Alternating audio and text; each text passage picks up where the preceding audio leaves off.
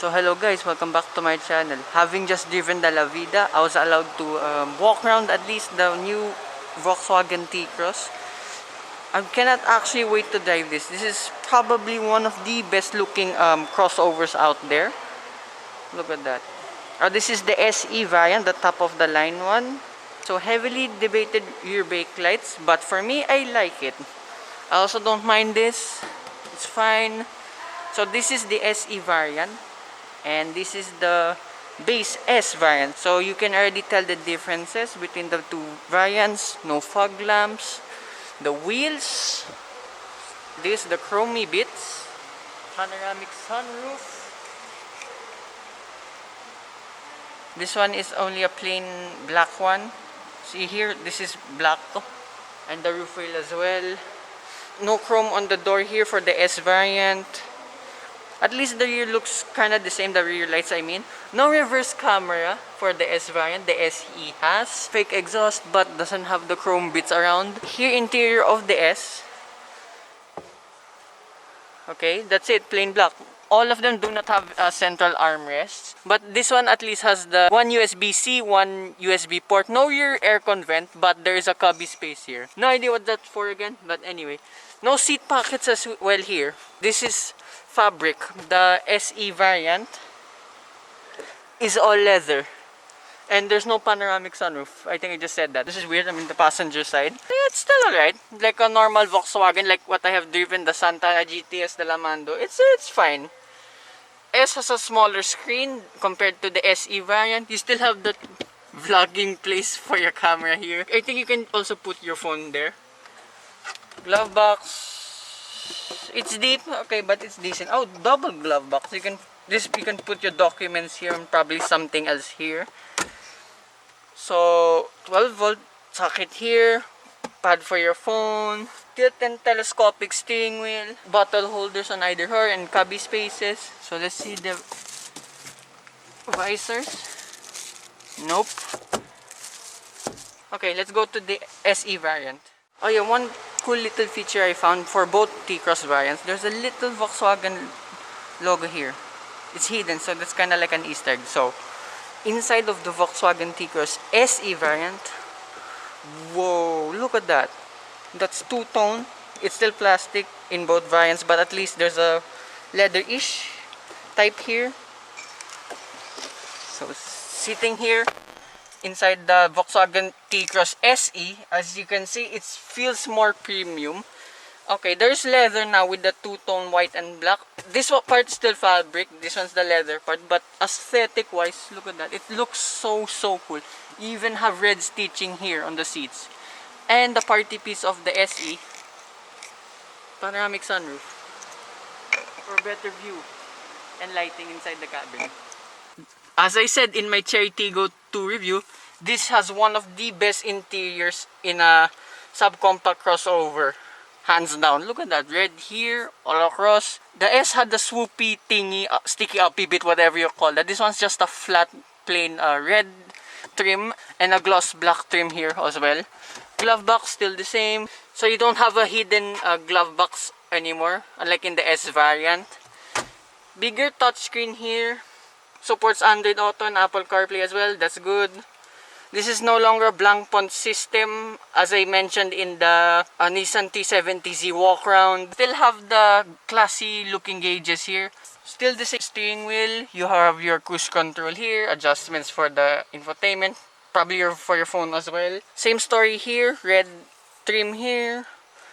Few blank buttons as well. Your stop-start function. Still have the same pad. Two cup holders here. These are probably for your cards or your phone. Central armrest, okay, that's kind of small, but looks-wise it looks good. Surprising, a manual handbrake. So, and what's interesting, the shifter, unlike in the Santana GTS, which is still, this is based on, this has a Tiptronic function. So that was my only complaint in the Santana GTS, that it did not have a manual function. I found it still responsive, not jerky. But I'm expecting this car to be transformed because of the manual function. Just my opinion only because I'm a car enthusiast. Cool looking mirror here. Actually, there's no stock on top of it. It's actually behind. kind of like a stick on a mirror. That's cool. Same arrangements here for the lights. This time you have buttons here for your panoramic sunroof, as I said. Cabin here, as I said again, feels very, very spacious. And like all Volkswagens, you have the adjustments for your lights here and here. Sorry, this I don't want to leave. This feels so premium to be in. This is so cool. Alright, let's go to the back. Wow. So sitting here in the back, best in class since this is a extended wheelbase version.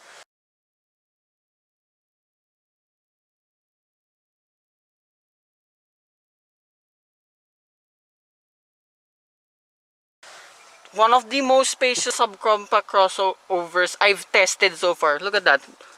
Everything's massive. My headroom just right. It's still spacious, but this one. Look at that. I can stretch all the way, literally. And unlike in the S variant, there is your rear aircon vents, and still the same USB-C and USB port here. But at least now you have a air conditioning vents here in the rear, and also seat pockets. So still the same plastic and leather type here in the door, unlike in the S variant. Same story with the seats, no central armrest, but at least there's a third seat belt. So sitting here in the middle, okay, still comfortable. Headroom for my size, 5'4". Okay, still enough. It's not bad. So the transmission tunnel, okay, it's just like around that size. It's not too bad. I can still put my feet on top. I'll still be very, very comfortable. You still have bottle holders on either door with cubby spaces. Coat hangers here. At least the panoramic sunroof extends at least all the way here. Not until where my head is, which is here. But at least it doesn't eat up too much space in the headroom. Maybe for taller people only. I'll demonstrate again. Might struggle a bit, might. Here in the middle seat. So I'll move here in the normal seat again. Okay, there's still enough room. So right now let's go to the back and show you the boot space of this car. Before we move on to the boot space, the look of it, I'll go back because I forgot to mention the cladding. It's not too much. It's just enough for me. Okay, it's tall here. This is just right. And there's your reverse camera for the SE variant. An opener up. This is not automatic tailgate, by the way. You have 392 liters of space with all the seats up. Big tonneau cover. We still have your grocery hooks here on either side. Underneath the false floor, you have your space saver donut type tire. Also the fake exhaust here. And the real exhaust is here. It's minuscule, but at least the aesthetic is still nice. So I will show you with all the seats down. Wait a moment. So with all the seats down, you have 1,319 liters of space. You cannot keep the tonneau cover, but at least it has this big slope, so you can actually put stuff on it, and it's very, very thick. So yeah, you can put a lot of stuff in this T-Cross. That's a good thing. Kind of the same or a bit more than the Santana GTS. Hence the long wheelbase, of course. So right now, I will show you the engine.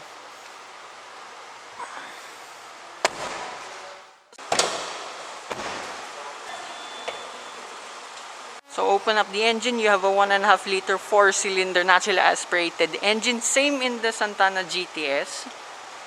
So that's your power output, and torque still the same. Same fuel capacity, 43 liters. I hope you can see that. There's your price for the SE. I'll show you the S in here.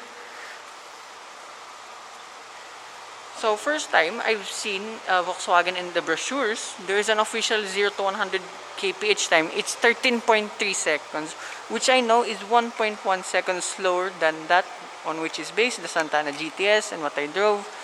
But I'm expecting a bit more fun with this car because this has the manual mode, as I said. Oh yeah, so ground clearance is 185 millimeters. So at this point, you know, I cannot drive the car. I wish I can. So that will be part 2 very, very soon, hopefully. So hope you guys like and subscribe. 2 weeks later.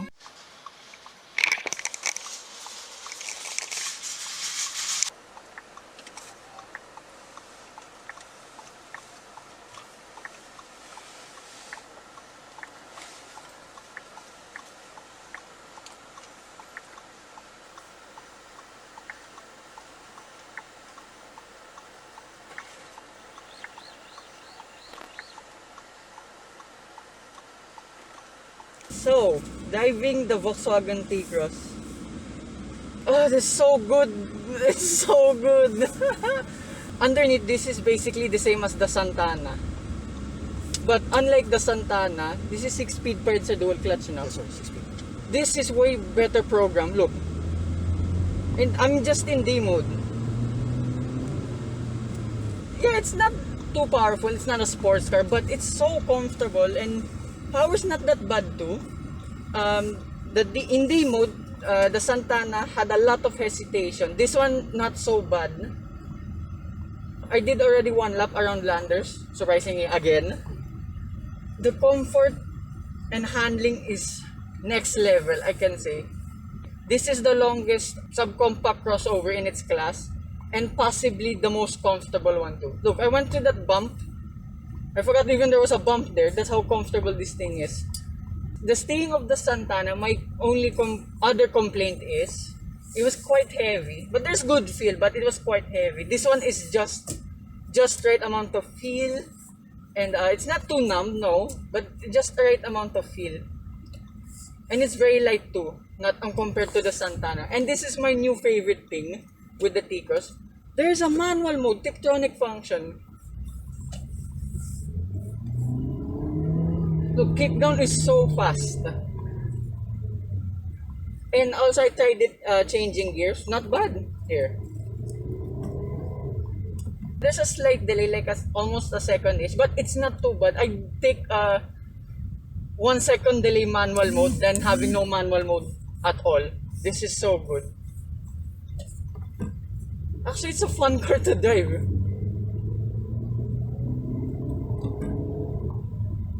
It's so good. It's not jerky at all. Changed down just slightly, but it's not too bad.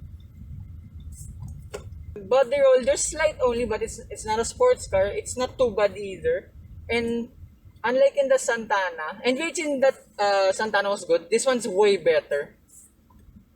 I'll be honest, it's really fun car to drive, but it doesn't feel too underpowered, but the power is just right. Even though it's the same powertrain as the Santana, and with the dual clutch transmission. Since the ground clearance has been raised, I think by 10 millimeters, if I'm not mistaken, compared to the Santana GTS. It doesn't feel too stiff, the suspension. It's still comfortable. To be honest, kind of a bit more comfortable than the Santana GTS itself. Wow. Driving it a bit more now, there's slight hesitation, but it's not as bad as the Santana GTS. Okay, even though when you're going to high speeds, you can hear the engine, but it's not too drony, it's not too loud. Their body lean, handling, I love the handling of this thing. There's slight body lean, but it's, as I said, not too bad.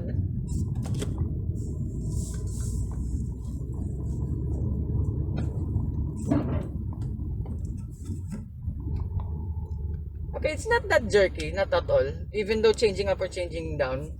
Just proper input of the throttle, you'll be fine. Brakes are really, really good. It's still a progressive brake feel, even though the bite is high. So this test unit, I think this is the first test drive that they, sir, no? Yes. I've been averaging 4.4 kilometers per liter. Okay, that's just the reading I get here during my test drive. I'm heavy-footed, by the way. But still, that's still not bad at all.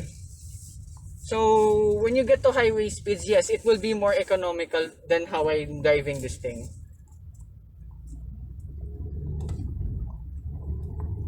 Oh my god.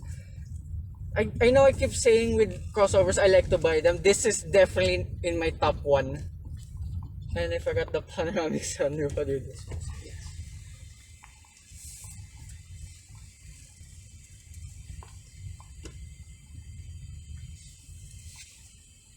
It will take a while, but it's not too bad. This feels more at home in the city. It can do highway speeds without a problem, but it feels more of a city sleeker than a highway cruiser. So if you just want a comfortable subcompact crossover SUV that's good handling, good fuel economy, this is definitely one of them. And you'll probably get this because of the badge as well. That's a big plus. Such a good car. So that's it.